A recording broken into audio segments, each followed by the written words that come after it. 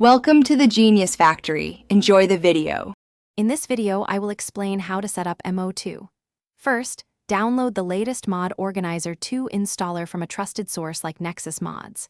Next, install MO2 to a dedicated folder, ensuring it is separate from your game's installation directory. This separation is crucial for proper mod management.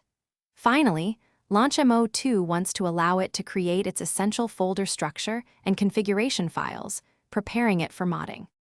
Now, let's configure MO2. When prompted, select your specific game from the Instance Creation wizard.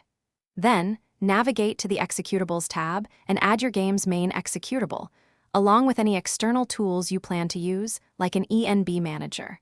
Finally, create distinct profiles. These profiles allow you to switch between different mod setups for various playthroughs without reinstalling everything.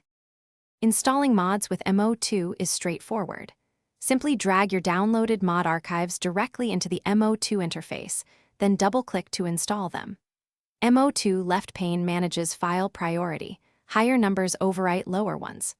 The right pane handles plugin load order, which is equally vital.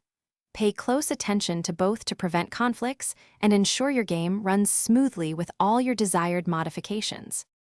For troubleshooting, always check MO2 Conflicts tab to identify and resolve any mod conflicts.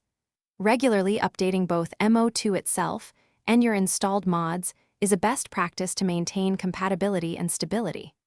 Remember to back up your profiles before making major changes.